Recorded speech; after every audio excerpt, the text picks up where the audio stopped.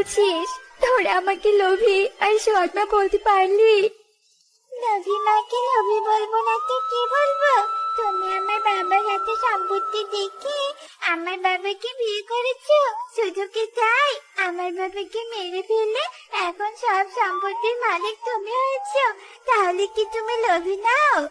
টুকির এমন কথা শুনে টুনি অনেক কষ্ট পায় আর টুকিকে অনেক জোরে জোরে থাপ্পড় দেয়।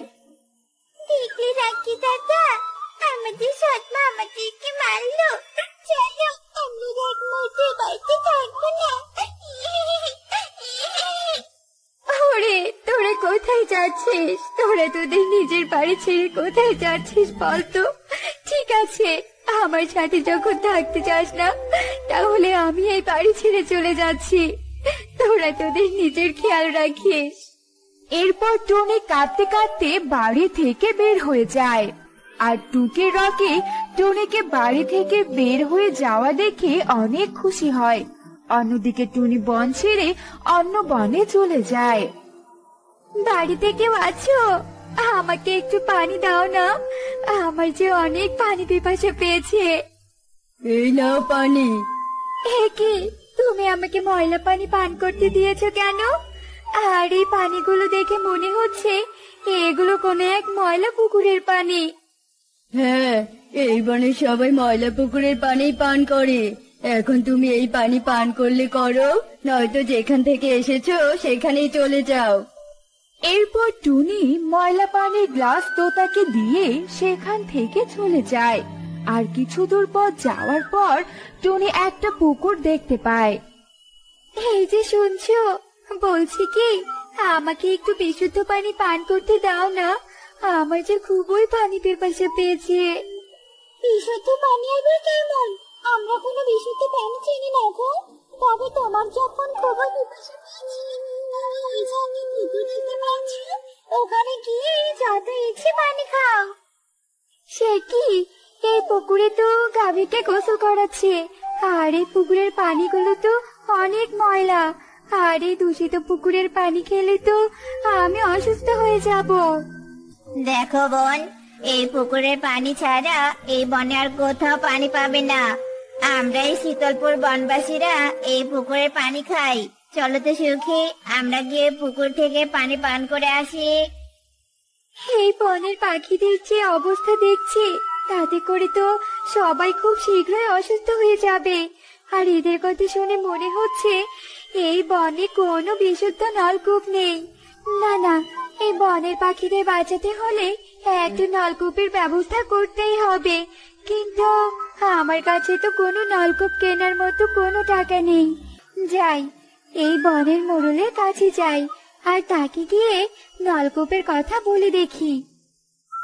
এরপর টুনি মোড়লের বাড়িতে যায় আর সেখানে গিয়ে দেখতে পায় মোড়লের স্ত্রী অনেক অসুস্থ হয়ে পড়েছেন। এ কি মোড়ল বাবু, ইগলি দিদি তো অনেক অসুস্থ হয়েছে, ডাক্তারের কাছে নিয়ে যাচ্ছেন না কেন? কি করব, ইগলির তো কিছুতেই রোগ সারছে না। কতবার ডাক্তারের কাছে নিয়ে গেলাম, কিন্তু কিছুতেই ও সুস্থ হচ্ছে না, আর আমার শরীরটা ভালো ঠেকছে না। মোড়ল বাবু, আপনি আমার কবুতরকে বাঁচান, আমার কবুতর যে অনেক অসুস্থ হয়ে পড়েছে, টাকার অভাবে ডাক্তারের কাছে নিয়ে যেতেও পারছি না। আপনি আমাকে কিছু টাকা দাও দিন মোড়ল বাবু, তা না হলে যে আমার কবুতর মরে যাবে। আমার কাছে যা টাকা ছিল সবগুলো টাকা আমার ইগলির ওষুধ কিনতে শেষ হয়ে গেছে। এখন যে আমার কাছে কোনো টাকা নেই রে সুখী। মোড়ল বাবু, আমি শুনতে পেলাম বনে সবাই নাকি অনেক অসুস্থ হয়ে পড়ছে, না জানি কোন বিপদ দেখা দিল আমাদের এই বনে। তোমাদের নিজেদের ভুলের কারণে তোমরা সবাই অসুস্থ হয়ে পড়ছো, কারণ তোমাদের এই বনে কোনো নলকূপ নেই। তোমরা সবাই প্রতিদিন দূষিত পানি পান করায় এমন অসুস্থ হয়ে পড়েছো। হ্যাঁ হ্যাঁ, তাই হয়তো আমাদের রোগও সারছে না, কিন্তু তোমাকে তো চিনলাম না। আমি হলাম টুনি, আর আমি বিপদে পড়ে এই বনে চলে এসেছি। কিন্তু তুমি আমার বাড়িতে কেন এসেছো বলো তো? এরপর টুনি ঈগলকে সব কথা খুলে বলে। তুমি ঠিক কথা বলেছো টুনি, কিন্তু আমার কাছে যে সত্যি কোনো টাকা নেই। তাহলে এখন উপায়? টাকা নেই তো কি হয়েছে, বুদ্ধি তো আছে। কি বুদ্ধি টুনি? এরপর টুনি সবাইকে তার বুদ্ধির কথা খুলে বলে, আর এভাবে সে দিন কেটে যায়।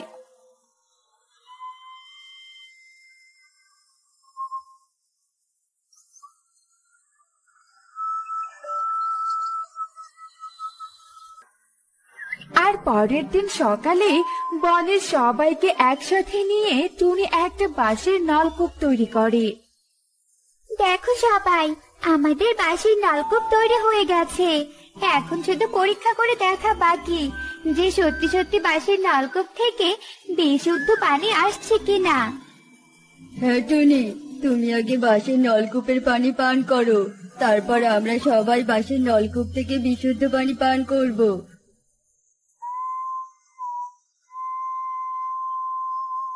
আহ, এতক্ষণ পর আমি পানি পান করে অনেক তৃপ্তি পেলাম।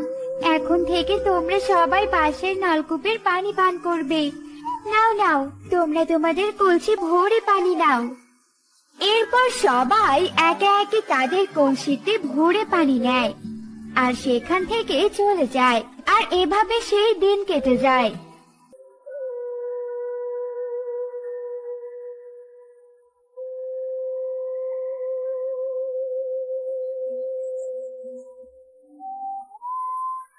আর পরের দিন সকালে ঈগল, ইগলি ও কবুতর সুখী টুনির কাছে আসে।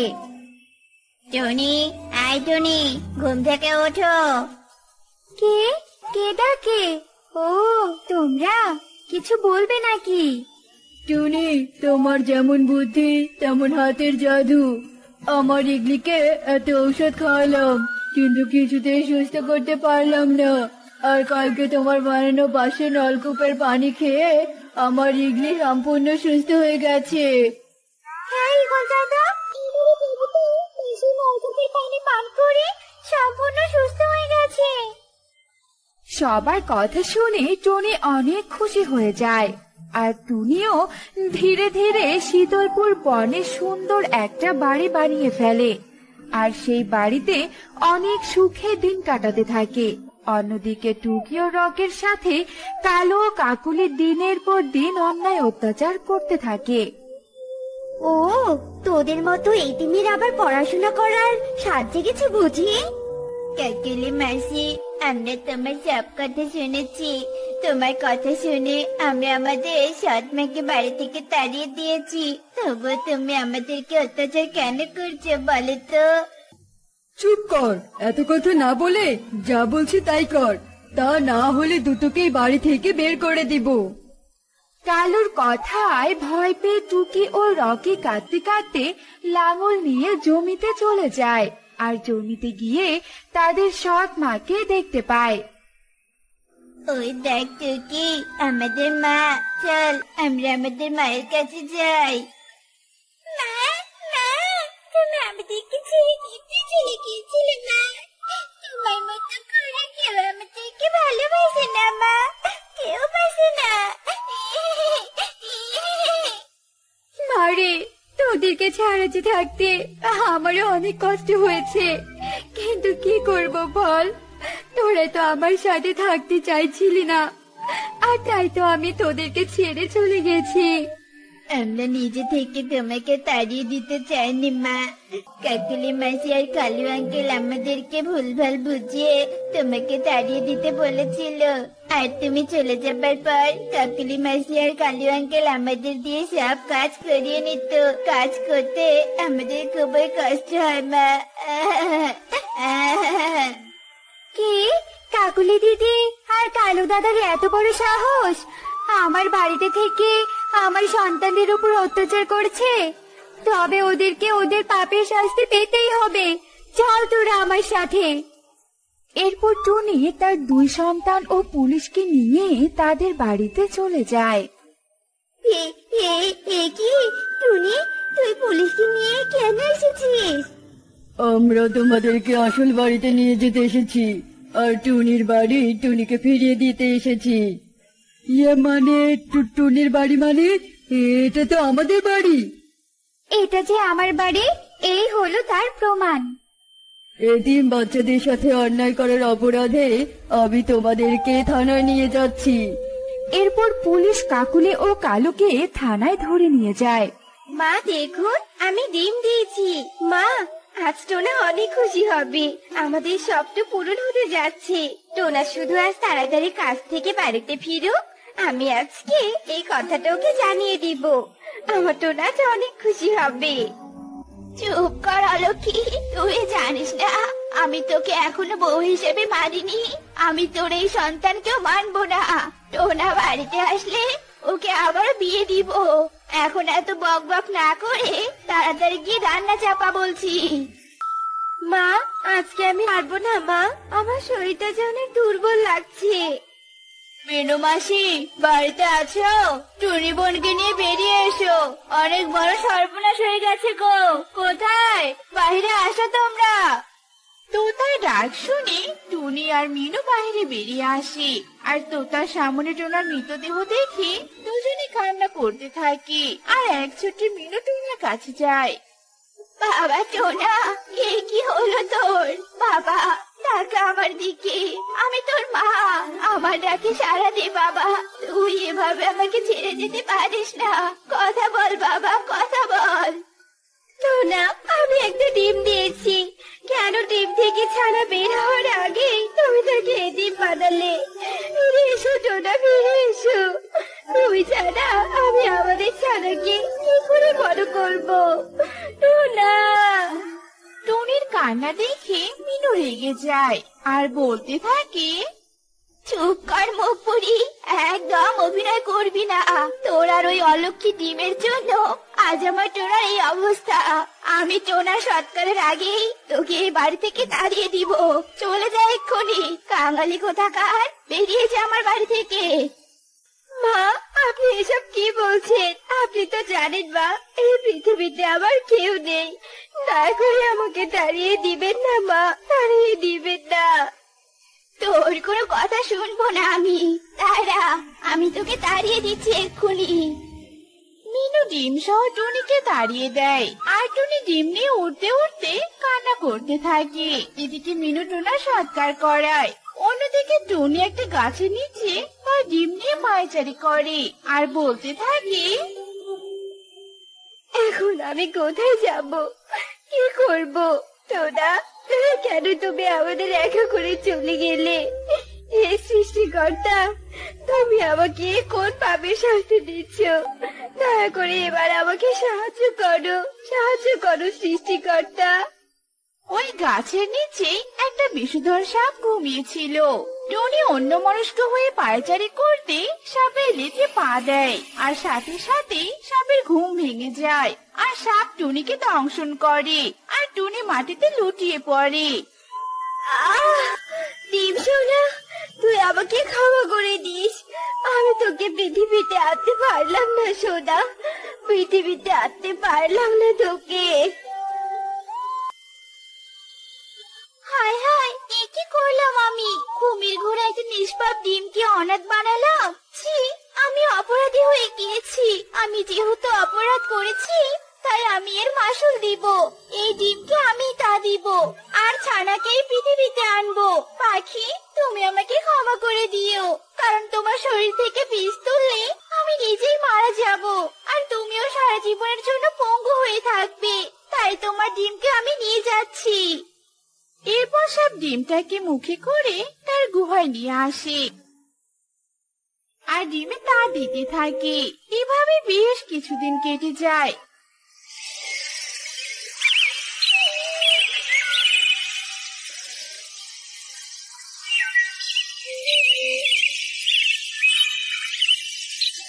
অবশেষে একদিন ডিম থেকে ছানা বেরিয়ে আসে। পেরেছি, আমি পেরেছি, আমার ভুলের মাসুল দিতে পেরেছি। ছানা, আমি তোকে বড় করব, আজ থেকে আমি তোর মা। মা, আমি খুব ক্ষুধা পেয়েছি, আমাকে কিছু খেতে দাও। এই যা, তোকে দেখে খুশিতে খেতে দেওয়ার কথাই ভুলে গিয়েছি। দাঁড়া, খাবার নিয়ে আসছি আমি। এরপর সাপ গুহার এক কোণ থেকে একটা ফল এনে ছানার হাতে দেয়। ছানা বিষকন্যা ফলটা হাতে নেওয়ার সাথে সাথেই ফলটা নীল রঙের হয়ে যায়। কি ফলটা এমন নীল হলো কেন? তোর শরীরে আবার বিষ নেই তো?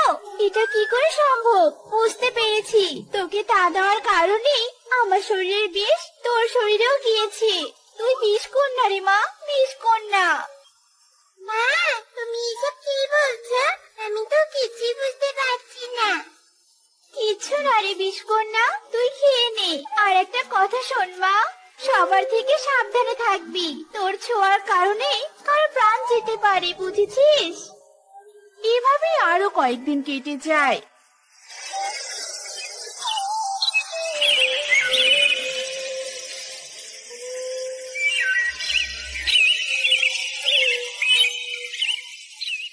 একদিন বনে সব খাবার আনতে বেরিয়ে পড়ে আর একা একা বলতে থাকে, মেয়েটা আমার মিষ্টি ফল ছাড়া কিছুই খেতে চায় না। এখন মিষ্টি ফল কোথায় পায় দেখি, ওই দিকটায় যাই। সাপ চলতেই থাকে। এদিকে তোতা সাপকে দেখে বলতে থাকে, এটা তো অনেক বিষধর সাপ, এই সাপকে এক্ষুনি মেরে ফেলতে হবে, নয়তো এই সাপ বনের সকলের ক্ষতি করবে। যেই ভাবা সেই কাজ। তোতা পাশ থেকে একটা লাঠি নিয়ে সাপকে আঘাত করে। মেরো না, আমাকে মেরো না। এই পাখি থামো, ছেড়ে দাও, দয়া করে আমাকে ছেড়ে দাও। আমাকে মারলে আমার বিষকন্যা আবারও অসহায় হয়ে পড়বে। ছেড়ে দাও, দয়া করে ছেড়ে দাও আমাকে। আমি কারো ক্ষতি করবো না। সাপ কখনো কারো বন্ধু হয় না, তোকে তো ছাড়বো না। এরপর তোতা সাপকে মেরে ফেলে আর ওখান থেকে চলে যায়। অন্যদিকে বিষকন্যা কান্না করতে থাকে আর বলতে থাকে, মা এখনো আসছে না কেন? আমি জানি ক্ষুধা লেগেছে। মা তো তাড়াতাড়ি আসতে চেয়েছিল। মায়ের আবার কোনো ক্ষতি হয়নি তো? না, এভাবে হাত ফুটিয়ে বসে থেকে লাভ নেই। আমি কি এক্ষুনি মাকে খুঁজতে বের হতে হবে। বিষকন্যা গুহা থেকে বেরিয়ে পড়ে।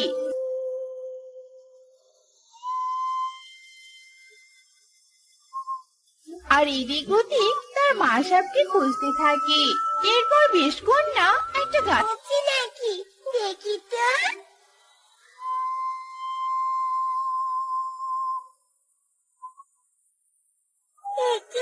তুমি কাঁদছো কেন? কি হয়েছে তোমার?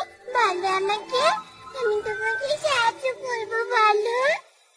আমি আমার মা বাবাকে খুঁজে পাচ্ছি না, আর হাঁটতেও পারছি না। পায়ে ব্যথা পেয়েছি। আমার বাবা মা ওই সামনের রাস্তাটার দিকে গিয়েছে। তুমি শান্ত হও, আমি তোমাকে নিয়ে যাবো তোমার বাবা মায়ের কাছে। এসো, আমার পিঠে এসো। বিষকন্যা যেই পারুলের হাত ধরে সাথে সাথেই পারুলের পুরো শরীর বিষে নীল হয়ে যায় আর পারুল মাটিতে লুটিয়ে পড়ে। আমি কি করলাম? মায়ের কথা কি করে ভুলে গেলাম আমি? মা তোমাকে কাউকে স্পর্শ করতে নিষেধ করেছিল। আমি টাকা, আমার দিকে টাকা।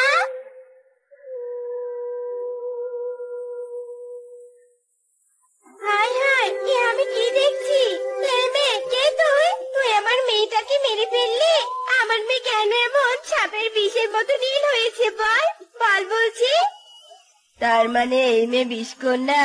এই কে কোথায় আছো? এখানে এসো। বিষকন্যা আমার মেয়েকে মেরে ফেলেছে। কেউ কি আছো? তাড়াতাড়ি এখানে এসো। কোথায় বিষকন্যা? দেখি তো, তোর মাকে আমি মেরেছি আর এখন তোকে মারবো। আমাকে বিশ্বাস করো, আমি এমনটা ইচ্ছে করে করিনি। আমি একে সাহায্য করতে চেয়েছিলাম। দয়া করে আমাকে ছেড়ে দাও, আমি আমার মায়ের কাছে যাবো। তোর মাও এভাবে ছেড়ে দিতে বলেছিল, কিন্তু ছাড়িনি। তোকেও ছাড়বো না। এই মারো সবাই। এরপর সবাই লাঠি দিয়ে বিষকন্যাকে মারতে মারতে মেরেই ফেলে। আর বিষকন্যা মরার সাথে সাথে উপর থেকে একটা আওয়াজ ভেসে আসে, তোরা আমাকে আর আমার মেয়েকে বাঁচতে দিসনি। আমি আর আমার মেয়ে আবারও ফিরে আসবো আর প্রতিশোধ নিব। আমাদের মৃত্যুর প্রতিশোধ নিব। বহুদিন আগের কাহিনী। রূপপুর জঙ্গলে এক অনাথ টুনি তার মামির সাথে বাস করত। কিন্তু টুনি অনেক কালো ছিল। একে তো তার বাবা মা মারা গিয়েছিল, তার উপর তার গায়ের রং কালো হওয়ার জন্য তার জীবন অতিষ্ঠ হয়ে উঠেছিল। তার জীবনে কোনো আনন্দ ছিল না। শোনো বান্টি, তোমার ওই অপয়া কালো ভাগ্নিকে পুষে পুষে আমার সংসারে বেহাল দশা হয়ে গেছে। এটার তো কোনো দিনও বিয়ে হবে না, শুধু শুধু আমার ঘাড়ে বসে অন্ন ধ্বংস করছে। আহা সুখী, এভাবে বলছো কেন? মেয়েটার তো আমরা ছাড়া এই দুনিয়ায় আর কেউ নেই। কোথায় যাবে বলো তো? সে আমি কি জানি। হ্যাঁ, আপদটাকে বিদায় করো তাড়াতাড়ি। দাঁড়াও, আমি ওর বিয়ের ব্যবস্থা করে ওকে তাড়ানোর ব্যবস্থা করছি। এই বলে বান্টি তার বাড়ি থেকে চলে যায়। এইদিকে টুনি তার মামা মামির সব কথা শুনে নেয়। আমার জন্য শুধু শুধু মামাকে কথা শুনতে হচ্ছে, অশান্তিতে থাকতে হচ্ছে। হায় ঈশ্বর, আমার সাথে কি তোমার এত কিছু করতে হলো? প্রথমত বাবাকে কেড়ে নিলে, তারপর মাকে কেড়ে নিলে, আর আজ শান্তিটুকু তুমি কেড়ে নিলে। ঈশ্বর, তুমি আসলে কি চাও ঈশ্বর, বলো তো? টুনি এসব বলছিল আর কাঁদছিল।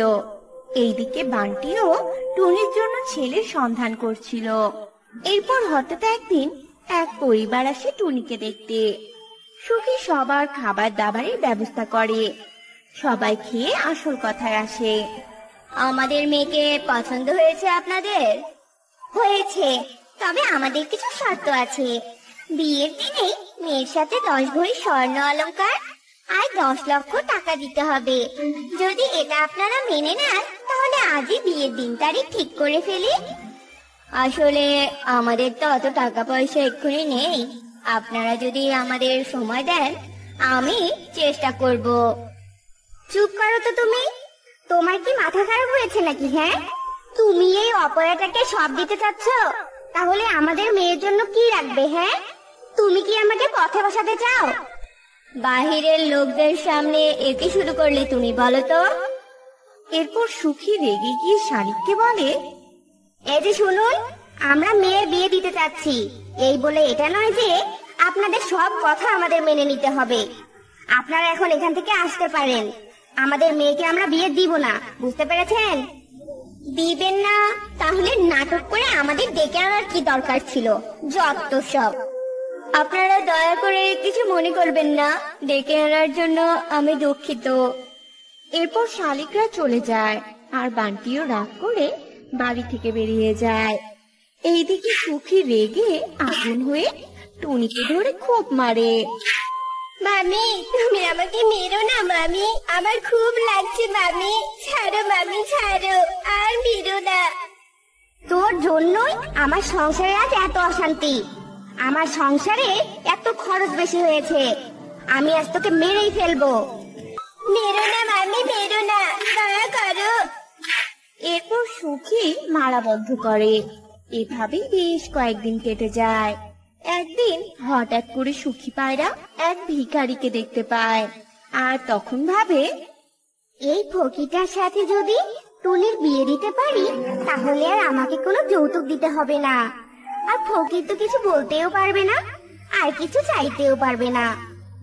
এরপর সুখী ফকিরটাকে বাড়িতে ডেকে নিয়ে আসে আর টুনির সাথে বিয়ে দিয়ে দেয়। ভিখারিটা বউকে পেয়ে মহা খুশি আর বউ নিয়ে বাড়ি চলে যায়। এ কি, আপনি কি এই মাটির ঘরেই থাকেন নাকি? হ্যাঁ টুনি, চলো ঘরের ভিতরে চলো, তোমার অনেক ভালো লাগবে। চলো চলো। ঘরটা দেখতে অদ্ভুত লাগছিল। টুনি ভয়ে ভয়ে ঘরের ভেতর ঢুকে সে অবাক হয়ে যায়। চারদিক ঝলমল করছিল সোনার আসবাবপত্র দিয়ে। সামনে টেবিল ভর্তি সব রাজকীয় খাবার, তার পাশে বিছানার উপর অনেকগুলো ফুল। টুনি অবাক হয়ে টোনাকে বলে, আচ্ছা, আপনি এই মাটির ঘরের মধ্যে এত দামি দামি জিনিস থাকতে কেন ভিক্ষা করেন? আমি কোনো সাধারণ ভিখারি নই। আমি হলাম অচিনপুরের রাজপুত্র। তবে সাধারণ রাজপুত্র নয়, মায়াবী রাজপুত্র। আমি শুধু অসহায়দের সাহায্য করি। আপনি এত শক্তিশালী রাজপুত্র হয়ে আমার মতো কালো মেয়েকে কেন বিয়ে করলেন? তুমি দেখতেই শুধু কালো, কিন্তু তোমার ভিতরটা একদম দুধের মতো সাদা। আর তুমি খুব নরম মনের একটা পাখি, আর তার জন্যই আমি তোমাকে বিয়ে করেছি। টুনি টোনার মুখে এমন কথা শুনে আনন্দে কেঁদে ফেলে। এভাবেই তারা দুজনে সংসার করতে থাকে। এইদিকে বান্টিও তার রাগ ভেঙে বাড়ি ফিরে আসে। বাড়ি গিয়ে টুনিকে না পেয়ে জিজ্ঞেস করলে সুখী বলে, তোমার দুশ্চরিত্রা ভাগ্নি একটা ফকিরের সাথে পালিয়ে গিয়ে বিয়ে করেছে। যা করেছে অনেক ভালো করেছে, তবুও তো তোমার হাত থেকে বেঁচে গেল। বান্টির কথায় সুখী মুখ ভেঙচিয়ে ভিতরে চলে যায়। ওইদিকে টোনা টুনিকে বলে, টুনি, এই গয়নাগুলো পরে নাও, কপালে একটা টিপ দাও, আর এই ফুলটা কানে গোজো। অনেক সুন্দর করে সেজে নাও তো, আজ তোমাকে আমি কোথাও বেড়াতে নিয়ে যাব। আচ্ছা ঠিক আছে টোনা। এরপর টুনি সেজে গুজে সুন্দরভাবে টোনার সামনে এসে হাজির হয়। এরপর টোনা টুনিকে নিয়ে তার মামার মামির বাড়িতে যায়। সুখী টুনির গায়ে এত গয়না দেখে অবাক হয়ে যায়। কিরে টুনি, এগুলো এত দামি দামি গয়না তুই কোথা থেকে চুরি করেছিস? হ্যাঁ, ওগুলো টুনি চুরি করেনি, আমি দিয়েছি। কেন মামি, আপনার কি লোভ হচ্ছে নাকি? লোভ হলে চলুন আমার সাথে, আমার বাড়িতে চলুন। এরপর সুখী লোভের বশবর্তী হয়ে টোনা আর টুনির সাথে যেতে থাকে। এরপর তারা টোনার সেই মাটির ঘরে যায়। মামি, এবার আপনি ঘরের ভিতর প্রবেশ করুন। এটা তো একটা মাটির ঘর, এখানে কিভাবে গয়না থাকতে পারে? হ্যাঁ, আপনি ঢুকেই দেখুন না। এরপর সুখী মাটির ঘরের মধ্যে ঢুকে পড়ে আর চারপাশে সব গয়না দেখে লোভে লাল হয়ে যায় আর সেই গয়নাগুলো নিতে চায়। কিন্তু যখনই গয়নাতে হাত দেয় তখনই সেই গয়না সুখীকে মারতে থাকে। ও মা গো, ও বাবা গো, আমাকে বাঁচাও, এই গয়নাগুলো তো আমাকে মেরেই ফেলবে। বাঁচাও আমাকে। সুখী চিৎকার শুনে টুনির খুব মায়া হয় আর টোনাকে বলে, আপনি আমার মামিকে ছেড়ে দিন, মামির যে খুব কষ্ট হচ্ছে। তোমাকে যখন কষ্ট দিয়েছে তখন তো তার কষ্ট লাগেনি, তাই ওনাকে শাস্তি দিলাম। এরপর টোনা সুখীকে বাইরে বের করে আনে। আমার অনেক ভুল হয়ে গেছে টুনি, আমাকে তুই মাফ করে দে। এমনটা আর কখনোই করব না আমি, আমাকে ক্ষমা করে দে মা। ছি ছি মামি, এমন করে বলছো কেন? ঈশ্বর যা করেন তা মঙ্গলের জন্যই করেন, তাই তোমার প্রতি আমার কোনো অভিযোগ নেই মামি, আমি তোমাকে মাফ করে দিয়েছি।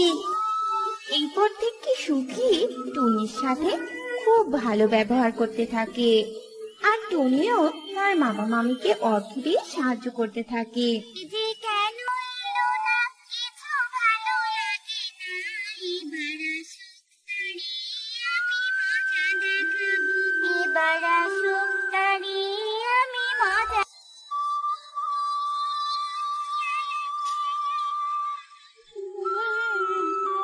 টুনিকে দেখে টোনাচোর মনে মনে ভাবতে থাকে, যাক বাবা, কোনোভাবে একটা চুরি করতে এলাম, তবুও দেখছি বাড়ির মালিক যাক না। এবার আমি কি করব? পালাবো নাকি চুরি করব? এই বলে টোনা পেছাতে থাকে। হঠাৎ করে একটা টেকনার সাথে ধাক্কা খায়, মাটিতে পড়ে যায় টোনা। তুমি এসেছো? সে কখন থেকে আমি তোমার জন্য অপেক্ষা করছি। তোমার উপর কিন্তু আমার ভীষণ অভিমান হয়েছে। না মানে তুমি কি বলছো? চুপ করো, তুমি আর একটা কথা বলবে না। আমি আর তোমার জন্য অপেক্ষা করতে পারবো না। চলো, এক্ষুনি চলো, তুমি আমাকে বিয়ে করে নিবে। টুনির এমন কথা শুনে টোনা পুরো ভ্যাবাচ্যাকা খেয়ে যায়। কি করবে তার কিছু সে বুঝতে পারে না। আর এদিকে টুনি তো পুরো নাছোড় বান্দা।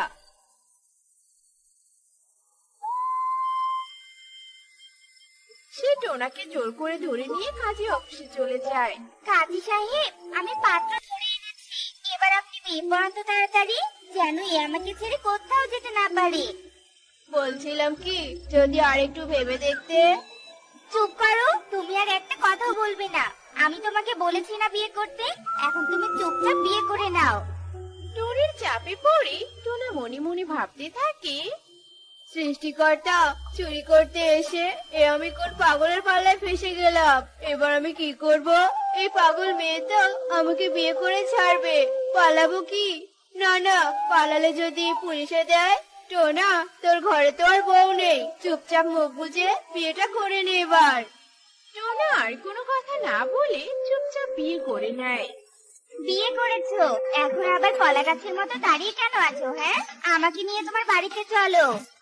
আমার তো কোনো বাড়ি নেই, আমার যেখানে রাত আমি সেখানেই কাজ। ওসব কাজ মাত বাদ দিয়ে নিয়ে চলো আমাকে। আমি কোন জ্বালায় পড়লাম রে বাবা। আচ্ছা, চলো আমার সাথে। টোনা টুনিকে নিয়ে তার ভাঙা একটা ঘরে চলে যায় আর সেখানে টুনিকে থাকতে বলে। শুধু শুধু আমাকে মিথ্যে বলেছিলে যে তোমার কোনো ঘর নেই। এই তো আমি তোমার ঘরে চলে এসেছি। নাও, আজ ঘুমিয়ে পড়ো, কাল দেখা যাবে বাকিটা। টোনা মুখটা কালো করে ঘুমিয়ে পড়ে। এদিকে দেখতে দেখতে সকাল হয়ে আসে আর টুনি ঘুম থেকে উঠে টোনার বাড়ির সামনে দিয়ে যাচ্ছিল। আরে আরে টুনি, তুই টোনার বাড়িতে কি করছিস? তোর না আমাকে বিয়ে করার কথা ছিল? চুপ, তোর মতো মার্কা মারা কালো চোরকে বিয়ে করা আমার বইয়েই গেছে। আমি কাল রাতে টোনাকে বিয়ে করেছি, এখন আমি টোনার সাথে সুখে শান্তিতে সংসার করব। তোর ছায়াটাও আমি আর মারাবো না, বুঝেছিস? যা তো এবার, তুই এখান থেকে চলে যা। টোনা এসে দেখলে আমার উপর আবার ভীষণ মন খারাপ করবে। তুই আমার সাথে প্রতারণা করলি, দেখবি তোর কোনোদিনও ভালো হবে না। এই বলে কালো রেগে আগুন হয়ে চলে যায় আর টুনি মুচকি মুচকি হাসতে থাকে। এরপর দেখতে দেখতে কেটে যায় বেশ কিছুদিন। এরপর একদিন টুনি বলে, টোনা, তুমি কোনো কাজ কেন করছো না? এভাবে ঘরে বসে থাকলে কি আমাদের সংসার চলবে বলো? আমি এই বউকে কিভাবে বলি যে আমি একটা চোর? যদি এ চুরির কথা জানে তাহলে তো আর এক মুহূর্ত আমার সাথে থাকবে না। কি গো, কি ভাবছো? কই কিছু না তো, তুমি থাকো, আমি এক্ষুনি তোমার জন্য বাজার করে নিয়ে আসছি।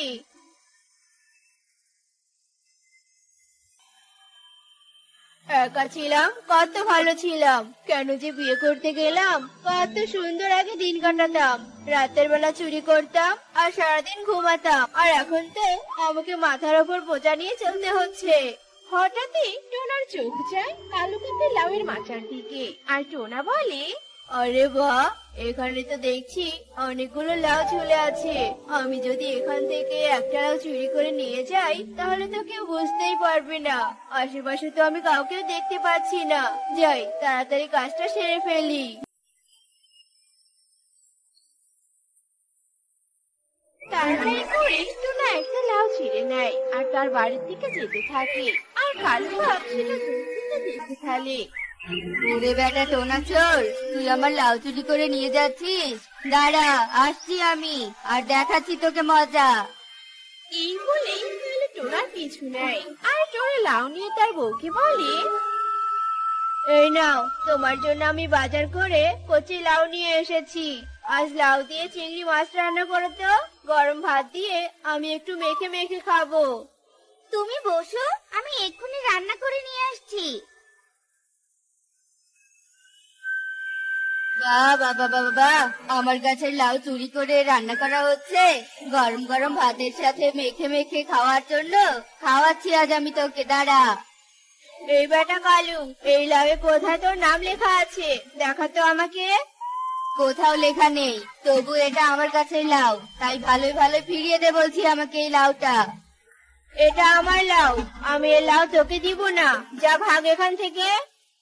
শালার বেটা, আমার গাছের লাউ চুরি করেছিস আর তার উপর আবার আমার প্রেমিকাকে জোর করে বিয়ে করেছিস। আজ তো এই লাউ দিয়ে আমি তোর মাথায় ডুগডুগি বাজাবো। তুই আমার মাথায় ডুগডুগি বাজাবি আর আমি তোকে ছেড়ে দিব? তা কখনোই নয়। আমি তোর মাথায় দোতারা বাজাবো। আর তোর প্রেমিকাকে আমি জোর করে বিয়ে করিনি, সে আমাকে ভালোবেসে বিয়ে করেছে, বুঝেছিস? হ্যাঁ, আমার স্বামী সত্যি বলছে, আমি তোর মতো চোরকে ভালোবাসি না। কি ছিলে আমার, বলো না। আছি তো আগেরই মতো এখনো আমি, ভুলে কি দিয়েছ তুমি সেদিনেরই কথা, আমারই এ বুকে তুমি দিয়েছিলে ব্যথা।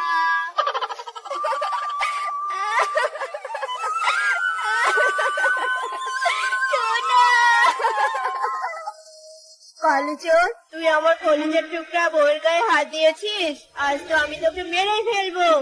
এই বলে টোনা আর কালু কাক মারামারি শুরু করে দেয়, আর দাদুকে চিৎকার করতে থাকে। তাড়াতাড়ি এসো, ওই কালো চোরা যে আমার স্বামীকে মেরে ফেললো। কে কোথায় আছো গো? তাড়াতাড়ি এসো।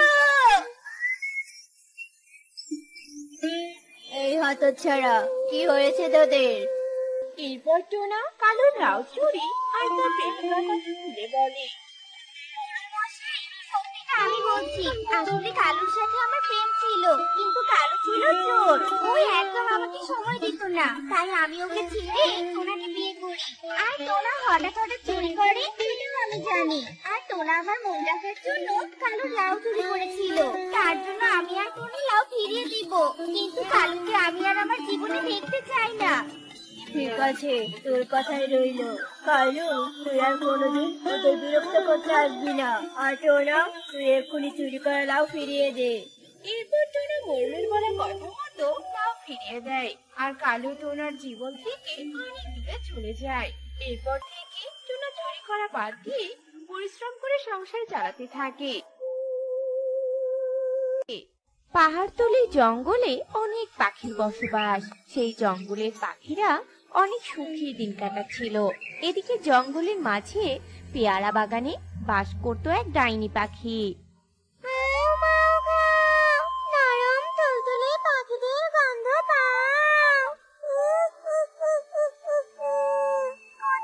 আমার চেলা ইঁদুর, আমি না তোকে একদম চোখে দেখতে পাচ্ছি না। এই তো আমি তোমার সামনে দাঁড়িয়ে আছি, আমাকে তুমি দেখতে পাচ্ছ না কি? হ্যাঁ, দেখতে পাচ্ছ না? না রে, এতক্ষণ তেমন একটা দেখতে পাচ্ছিলাম না রে।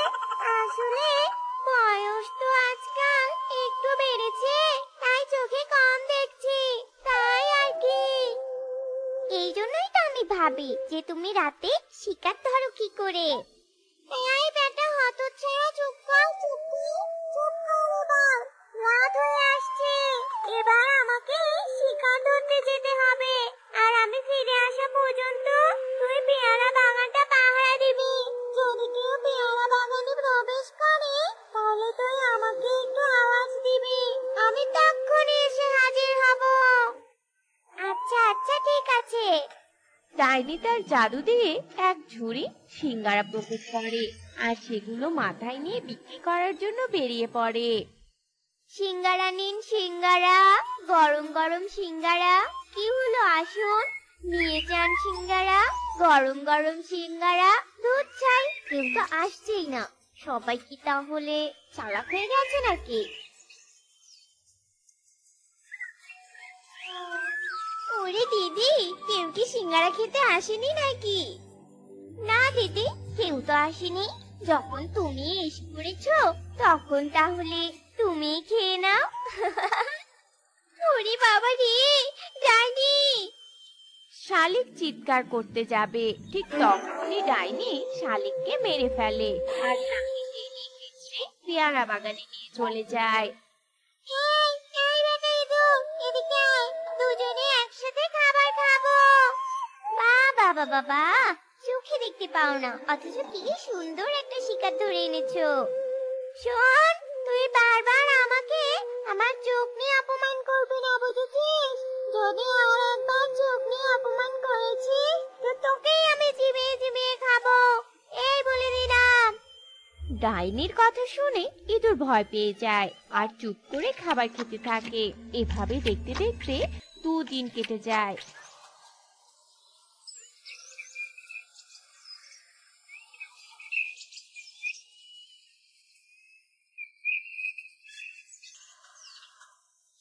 এদিকে এক রাতে সদ্য বিবাহিত দম্পতি বান্টি আর সুখী নিজের ঘরে বসে গল্প করছিল। গিন্নি শোনো না, তুমি আর এমন এত এত গয়না পরে থেকো না, বুঝেছো? আজকাল যা দিন পড়েছে, এত গয়না দেখে কখন যে কোন চোর আবার নজর দেয় আর আক্রমণ করে বসে কে জানে। ঠিক আছে গো, আমি এখন থেকে আর এত গয়না পরে থাকবো না। তুমি যেমনটা করে বলবে আমি তেমন করেই থাকবো। চোরকে যে আমার ভীষণ ভয় লাগে, জানো তো? আমি যখন ছোট ছিলাম তখন আমাদের বাড়িতে চোর ঢুকেছিল আর সবকিছু লুট করে নিয়ে আমার মা বাবাকে মেরে ফেলে গিয়েছে। আমি তখন অনেক কান্না করেছিলাম, কিন্তু কান্না করেও আর কিচ্ছু করতে পারিনি। ওরে পাগলি বউ আমার, অমন করে আর কান্না করো না, অনেক রাত হয়েছে। চলো এবার আমরা ঘুমিয়ে পড়ি। আচ্ছা ঠিক আছে, চলো ঘুমিয়ে পড়ি। বান্টি আর সুখী ঘুমাতে যাবে, ঠিক তখনই বান্টি কিছু একটার আওয়াজ শুনতে পায়। বউ, তুমি কিছু একটার আওয়াজ শুনতে পেলে? হ্যাঁ পেলাম তো, কিন্তু কিসের আওয়াজ এটা? আমার তো মনে হয় চোর চলে এসেছে। তুমি ঘরেই থাকো, আমি শালার বেটা চোরকে উচিত শিক্ষা দিয়ে আসছি। এই বলে বান্টি লাঠি নিয়ে বাইরে যেতে থাকে। ওগো শোনো, তুমি একা একা বাইরে যেও না, আমিও যাব তোমার সাথে। না না, তুমি একদম বাইরে আসবে না, আমি একাই চোরকে সাহায্য করে আসছি। এই বলে বান্টি লাঠি নিয়ে বাইরে যায় আর এদিক সেদিক খুঁজতে থাকে, কিন্তু কাউকেই দেখতে পায় না। এই কোন চোর এসেছিস? হ্যাঁ, সাহস থাকে তো আমার সামনে আয়। আজ আমার হাতের এই লাঠি দিয়ে তোকে মেরে টুকরো টুকরো করে নদীর জলে ভাসিয়ে দিয়ে আসবো।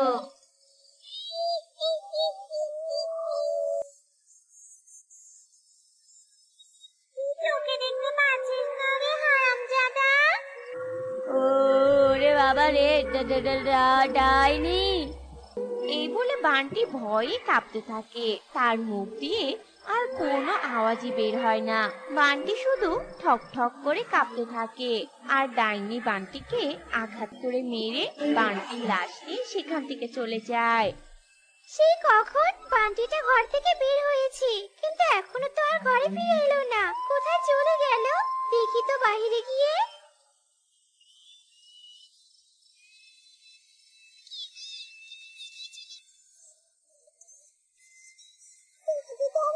দেখতে পাচ্ছি না, এতটুকু সময়ের মধ্যে তুমি কোথায় চলে গেলে? ওগো! সুখী গুটি গুটি পায়ে সামনে গিয়ে যায়, আর সেখানে গিয়ে সুখী তার স্বামীর হাতের লাঠিটা দেখতে পায়, আর তার পাশে অনেক রক্ত পড়ে থাকতে দেখে। হায় সর্বনাশ! এ আমার কি হয়ে গেল? এসে কাছে আমার স্বামীকে নিয়ে চলে গিয়েছে। এখন আমি কাকে নিয়ে বেঁচে থাকবো?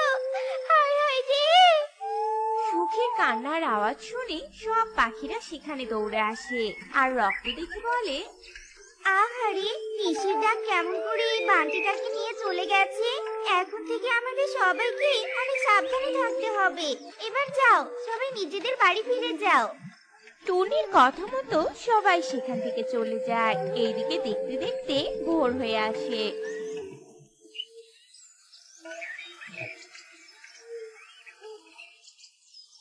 টুনির মেয়ে টুকি ঘুম থেকে উঠে ভুল করে ডাইনির পেয়ারা বাগানে চলে যায়। ও মা, চারিদিকে কত পেয়ারা! আমার তো পেয়ারা খেতে দারুণ মজা লাগে। যাই, ডাসা ডাসা কটা পেয়ারা খেয়ে নেই, তারপর না হয় বাড়ি ফিরে যাব। টুকি কোনো দিক না তাকিয়ে গাছের নিচে বসে পেয়ারা খেতে থাকে, আর তখনই সেখানে ইঁদুর এসে বলে, এই ছোট্ট পাখির ছানা, তোর তো সাহস কম নয়, তুই ডাইনি বুড়ির পেয়ারা বাগানের পেয়ারা খাচ্ছিস? যদি প্রাণে বাঁচতে চাস তো পালা এখান থেকে। হতচ্ছাড়া ইঁদুর, তোর এত বড় সাহস! তুই আমার খাবার খেয়ে চলে যেতে বলছিস? এবার তো আমি তোকেই খেয়ে নেব। ওরে বাবা রে, ইঁদুর, যদি বাঁচতে চাস তাহলে পালা এখান থেকে। এই বলে ইঁদুর এক ছুটে সেখান থেকে পালিয়ে যায়, আর টুকি ডাইনিকে দেখে ভয়ে থরথর করে কাঁপতে থাকে। এত ভয় পেয়ে কাবার কি আছে? হ্যাঁ, আমি তোকে একদম কষ্ট দেব না। আমি তো তোকে টুপ করে ধরবো আর মারবো, তারপর মজা করে খেয়ে নেব। তুমি আমাকে মেরো না, এত নিষ্ঠুর হয়ে না তুমি। তোমার মনে কি কোনো মায়া দয়া নেই? কখনো কি আমার মতো কোনো ছানা তোমার ছিল না? ছোট্ট টুকির এমন কথা শুনে ডাইনি হু হু করে কেঁদে ওঠে।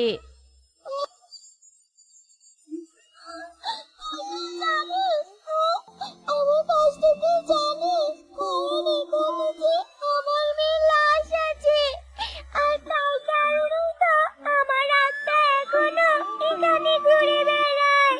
তোমার মেয়ের লাশ মানে? আমি যখন বেঁচে ছিলাম তখন আমার ছোট্ট একটা জামা ছিল, আর আমার জানাকে নিয়ে পাগলের বাড়িতে কাজ করতাম। একদিন আমার মেয়ে গরম সিঙ্গারা খাওয়ার জন্য ভীষণ বায়না ধরে, আর তার বায়না ধরে রাখার জন্য আমি কাকুলের কাছে সিঙ্গারা চাইতে যাই। ছোট লোকের বাচ্চাদের আবার সিঙ্গারা খাওয়ার শখ? যা দূর হয় এখান থেকে। তুমি না হয় আমার মাইনে থেকে টাকা কেটে নিও, তবু আমার মেয়েকে দুটো সিঙ্গারা দাও। তখনই দুটো সিঙ্গারা দেয়, আর তাতে লসের কথা বলে বিষ মিশিয়ে দেয়, আর সেটা আমি বুঝতে না পেরে আমার মেয়েকে খাওয়াই, আর তখনই আমার মেয়ে মারা যায়, আর আমিও।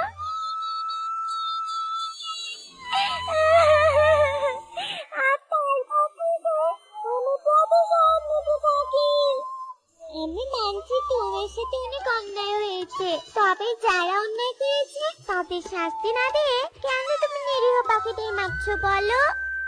আমি ভুল করেছি, এমন ভুল আর হবে না। আমি এক্ষুনি চলে যাব।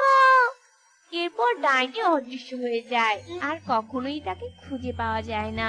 এক বনে টোনা আর টুনি এবং যজ্ঞ কাকু কাকুলি কাক নামে দুই গোয়ালা দম্পতির বসবাস ছিল। টোনা আর যজ্ঞ কাক তাদের বাড়ির গাভীর দুধ বিক্রি করে কোনো রকমে তার পাহাড়তলে জঙ্গলের বড় একটা গাছের পাশাপাশি দুটো ডালে দুই ভাইয়ের পরিবার বাস করত। তারা আপন দুই ভাই হলেও নিজেদের মাঝে কোনো মিল মহব্বত ছিল না। বাবা টোনা, আমার ঔষধ শেষ হয়ে গিয়েছে, আমার জন্য আজ ঔষধ নিয়ে আসতি তাহলে ভালো হতো। আজ রাতটুকু আমি একটু আরামে ঘুমাতে পারতাম রে বাবা। 2 দিন হয়ে গেল ওষুধের জন্য আমার একদমই ঘুম হচ্ছে না। শোনো মা, আমি তোমার ছেলে একাই নই, তোমার আরো একটা ছেলে আছে। আমি তো তোমার খাবার দাবারের ঝামেলাগুলো নিয়েছি, এখন তুমি তোমার ছোট ছেলের কাছ থেকে ঔষধ কিনে নাও তো, যাও। বাবারে, তুই নিজেই তো আমাকে ভাগ করে নিয়েছিস তোর সাথে, তাহলে রকি কেন ভরণ পোষণ দিবে বল? যেই না একটু ছোট ছেলের কাছে আবদার করতে বললাম, আর সাথে সাথে নিজের গায়ে ফোসকা পড়ে গেল, তাই না? তুমি খাও আমার আর গুণগান করো তোমার ছোট ছেলের। আমি তোমাকে শেষবারের মতো বলে দিচ্ছি মা, তুমি যদি এমন কাজ করো তাহলে আমি তোমাকে তোমার আদরের ছোট ছেলের কাছে রেখে আসবো বলে দিলাম। ছেলের মুখে এমন কথা শুনে মিনু অঝরে চোখের জল ফেলতে থাকে। এদিকে সারা দিন কেটে রাত হয়ে আসে।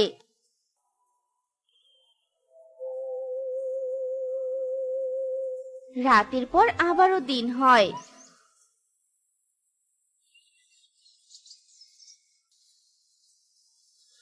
কিন্তু মিনুর চোখে যেন ঘুমই আসে না। তাই মিনু বাধ্য হয়ে রকির কাছে যায় আর ঔষধের কথা বলে। তোমার বড় ছেলে তো অনেক বড় মুখ করে তোমাকে নিয়ে গিয়েছে, এখন আবার আমার কাছে এসেছো টাকা চাইতে? জমিগুলো আর তোমার গহনাগুলো তো আমি চেয়েছিলাম, তখন তো আর আমাকে দাওনি। এখন আমি তোমাকে কোনো ওষুধ কিনে দিতে পারবো না। এখন আমি খুব ভালো করেই বুঝতে পারছি আমার সম্পত্তিগুলো আমার কাছে রাখাই অনেক ভালো হয়েছে। শোন, তোদের কাউকে আমার ঔষধ এনে দিতে হবে না। আমার কাছে যা টাকা আছে তা দিয়ে আমি ঔষধ কিনে নিয়ে আসবো। এই বলে মিনু নিজের ঘরে চলে যায়। এদিকে রকির মেয়ে টুকি আর টোনার ছেলে রনি তাদের ঠাম্মির পিছু পিছু যেতে থাকে। ও ঠাম্মি, তুমি কি রাগ করেছো? না রে দিদি ভাই, আমি রাগ করিনি, তবে দুঃখ পেয়েছি। তুমি আর দুঃখ পেয়ে না তো ঠাম্মি।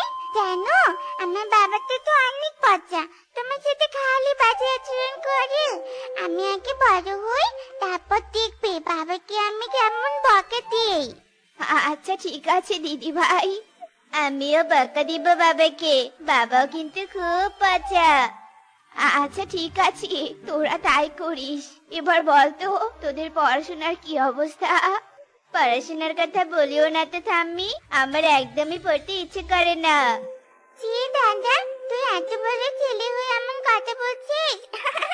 তুই ছোট হয়ে তো আমি অনেক ভালো করেছি জানো ঠাম্মি।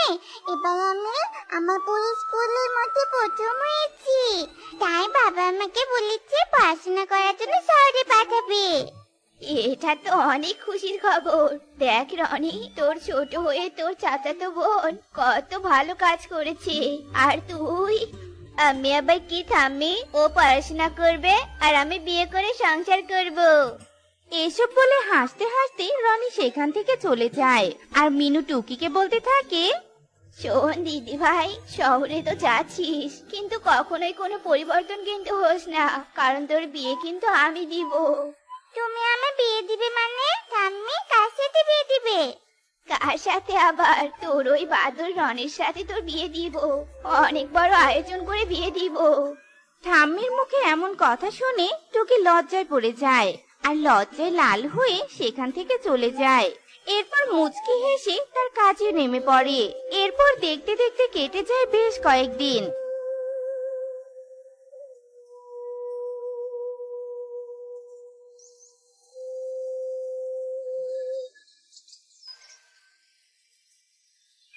আর এর মধ্যেই টুকিও শহরে চলে যায়। ছেলেটাকে নিয়ে কি করবে বলো তো? একদমই যে পড়াশোনা করলো না। এ বড় হয়ে নিজে কি করে খাবে, আর আমাদেরকে বা কি করে খাওয়াবে বলো? ছেলেটাকে তো আগে বড় হতে দাও। আমি তো আমার বাবার সম্পত্তি আর কম পাইনি, সেগুলো দিয়েই আমার ছেলের বাকি জীবন কেটে যাবে। তাই বলে কি পড়াশোনা করবে না? অত পড়াশোনা করে আমার মাথাটা খেও না তো। চুপ করে থাকো আর যাও, ছেলেটাকে মাঠে পাঠিয়ে দাও, যাতে করে মাঠে গিয়ে কাজ করতে পারে। স্বামীর এমন কথা শুনে টুনি পুরো হতবাক হয়ে যায় আর ছেলের ভবিষ্যৎ অন্ধকার জেনেও ছেলেকে মাঠে পাঠিয়ে দেয়। আর রনিও পড়াশোনার ভয়ে কাজ করতে থাকে। এভাবেই দেখতে দেখতে কেটে যায় বেশ কিছুদিন।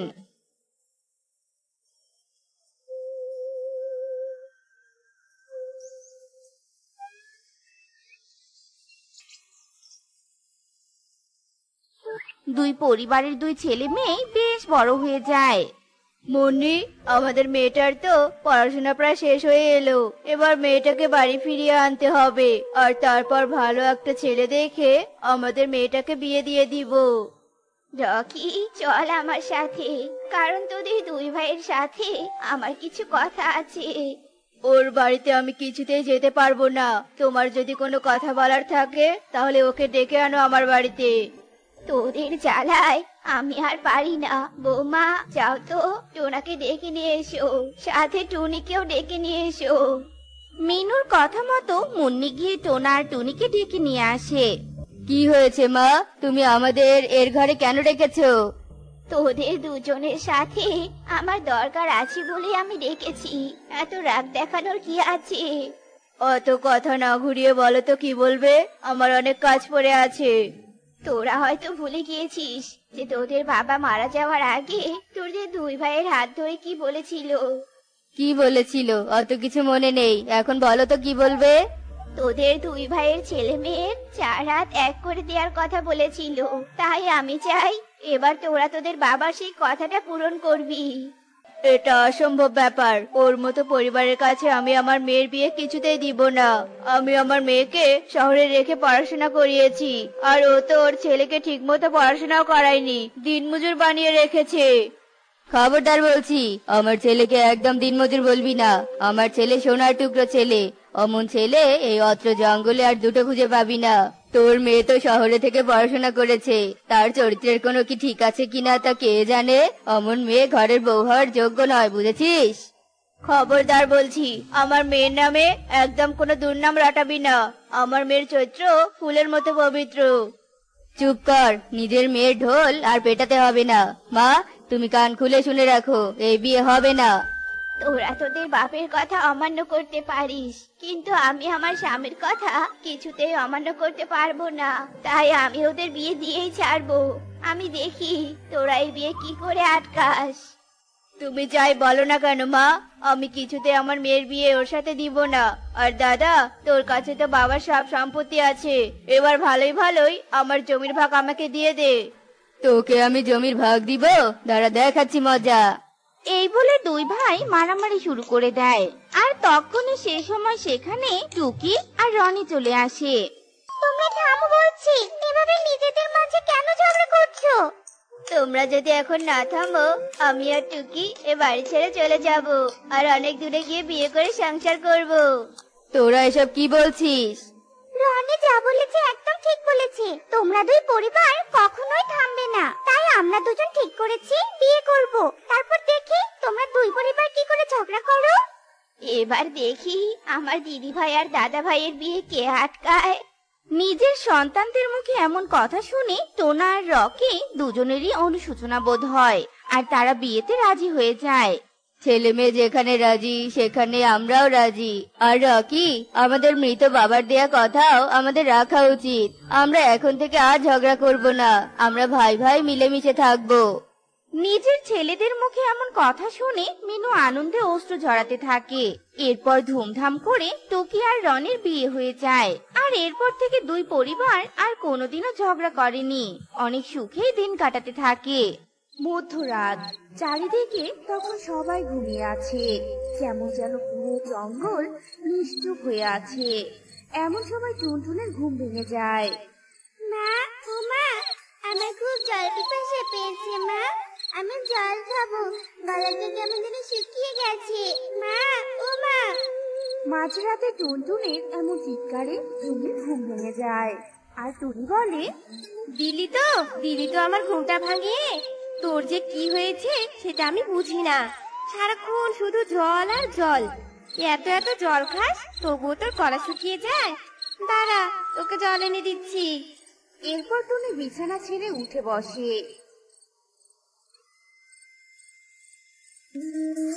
আর মেয়ের জন্য এক গ্লাস জল নিয়ে আসে আর টুনটুনকে খেতে দেয়। ঠিক হয়েছে? পিপাসা মিটেছে তোর? গলাটা একদম ঠান্ডা হয়ে গেল মা। এবার চলো তো মামি ঘুমিয়ে পড়ি। হ্যাঁ, আমার এত সুন্দর ঘুমটা নষ্ট করে দিয়ে এখন এত কথা বলছিস? চল, এবার আর বকবক করিস না। এরপর মামি আবারও ঘুমিয়ে পড়ে। এভাবেই দিন কাটতে থাকে। টুনটুন সারাক্ষণ জল খেত, টুনটুনের একটুতেই গলা শুকিয়ে যেত। তাই টুনি সবসময় মেয়ের জন্য জল রেডি করে রাখতো। এভাবেই দিন কাটতে থাকে। মা, ও মা, আমার স্কুলে যাওয়া দেরি হয়ে যাচ্ছে মা, আমি স্কুলে গেলাম। এই দাঁড়া, তুই যে স্কুলে যাচ্ছিস, তা জলের বোতল নিয়েছিস তো? জলের বোতল না নিয়ে গেলে তো বারবার ক্লাস থেকে বের হবি, তাই না? এই যা, তুমি একদম ঠিক কথাই মনে করে দিয়েছো মা। আমার তো মনে ছিল না। দাও দাও, আমার জলের বোতলটা দাও তো। এরপর টুনি মেয়েকে জলের বোতলটা দেয়, আর টুনটুন জলের বোতল নিয়ে স্কুলে চলে যায়।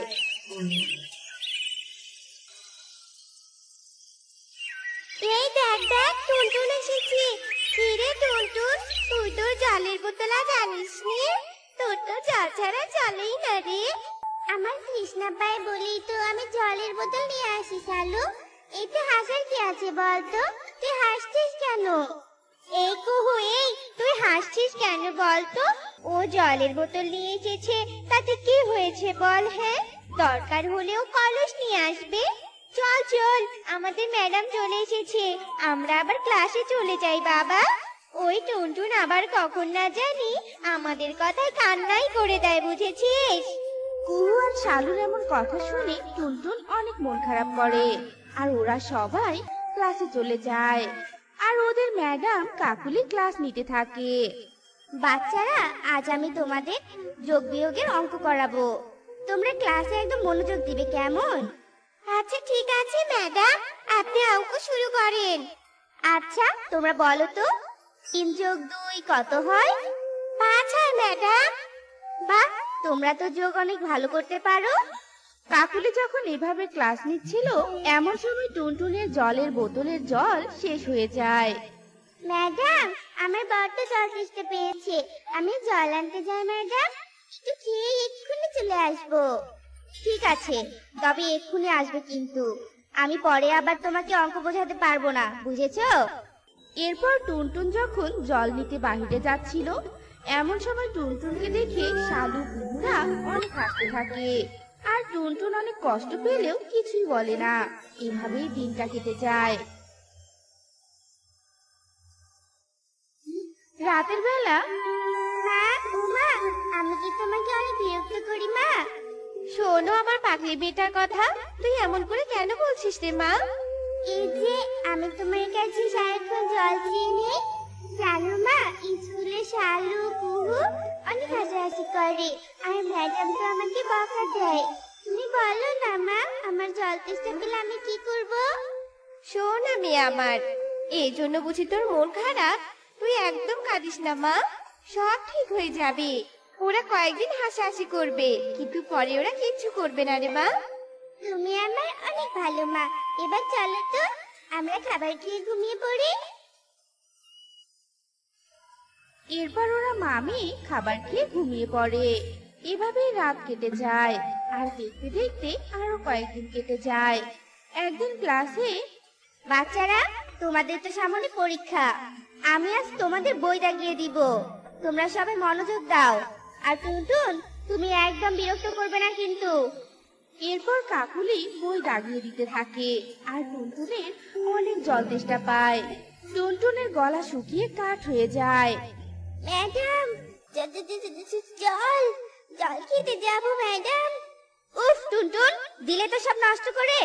সবাই অনেক মনোযোগী ছিল, তোমার রোজ রোজ এসব আর ভালো লাগছে না আমার। ম্যাডাম, আপনি এই টুনটুনকে ক্লাস থেকে বের করে দিন ম্যাডাম। ও প্রতিদিন আমাদের ডিস্টার্ব করে। আজ বাইরে গিয়ে ওর যত ইচ্ছে ও জল খাক, আমাদের আর ডিস্টার্ব করবি না, তুই বুঝেছিস? কুহুর এমন কথায় ম্যাডাম সম্মতি দেয়। আর কাকুলি টুনটুনকে ব্যাগ সহ বের করে দেয় বাইরে। টুনটুন, তুমি আজ খবরদার ক্লাসে ঢুকবে না, বেরিয়ে যাও বলছি। যত ইচ্ছে বাইরে গিয়ে জল খাও। টুনটুন অনেক কান্না করলেও কাকুলি ওর কোনো কথাই শোনে না। ওরা সবাই টুনটুনকে বের করে দেয় আর অনেক হাসতে থাকে। আর টুনটুন কাঁদতে কাঁদতে বাড়ির দিকে যেতে থাকে। হঠাৎ রাস্তায় পড়ে থাকা একটা কুড়ালের সাথে টুনটুন হোঁচট খেয়ে পড়ে যায়। আর টুনটুনের পা থেকে অনেক রক্ত ঝরতে থাকে। এতে টুনটুন অনেক কাঁদতে থাকে। আহ, এই কুড়ালটি এখানে এলো কি করে? আমার পা থেকে কত রক্ত ঝরছে। কুহু চালুরা তো কেউ নেই, আমাকে এখন পায়ের কাছে কে নিয়ে যাবে? মা, ও মা, আমার অনেক কষ্ট হচ্ছে মা। তুমি কোথায় মা? আমার পা থেকে যে রক্ত ঝরছে। এভাবে টুনটুন কাঁদতে কাঁদতে সেখানে জ্ঞান হারিয়ে ফেলে। আর টুনটুনের পা থেকে অনেক রক্ত ঝরতে থাকে। আর রক্ত পড়তে পড়তে টুনটুন সেখানেই মারা যায়। আর টুনটুন এভাবে মারা যাওয়ার কারণে টুনটুনের আত্মা অদৃশ্য আত্মা হয়ে ফিরে আসে। ছাড়বো না, আমি কাউকে ছাড়বো না। যাদের জন্য আমি আমার প্রাণ দিয়েছি, তাদের সবাইকে আমি জলের তৃষ্ণাতে মেরে ফেলবো। সবাই মরে যাবে, সবাই। এরপর টুনটুনের অতৃপ্ত আত্মা জঙ্গলে জঙ্গলে ঘুরে বেড়াতে থাকে। অন্যদিকে টুনি মেয়েকে খুঁজে না পেয়ে কাঁদতে থাকে। একদিন টুনটুনের আত্মা স্কুলে যায় আর গিয়ে বলতে থাকে, তোদের একদম জল তেষ্টা পায় না, তাই না? এবার দেখ আমি তোদের কি অবস্থা করি। যে কেউ জল খেতেই থাকবে এখন থেকে। এরপর টুনটুন আড়াল থেকে ওদের উপর জাদু করে।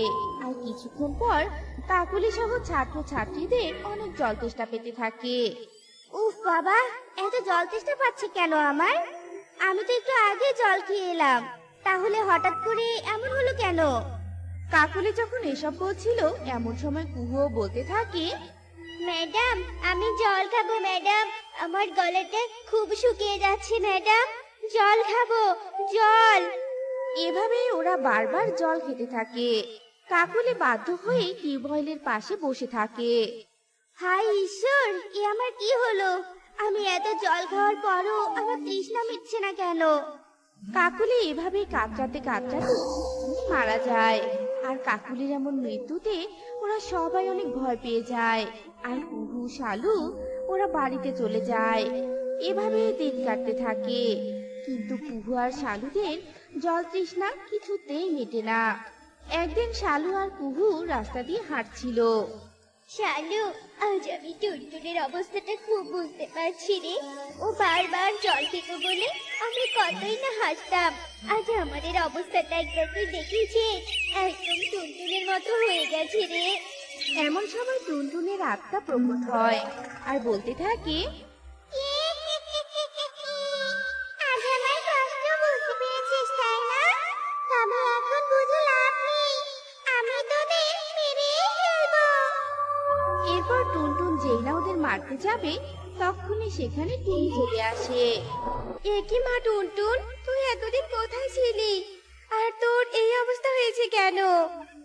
এরপর টুনটুন কাঁদতে কাঁদতে ওর মাকে সব ঘটনা খুলে বলে।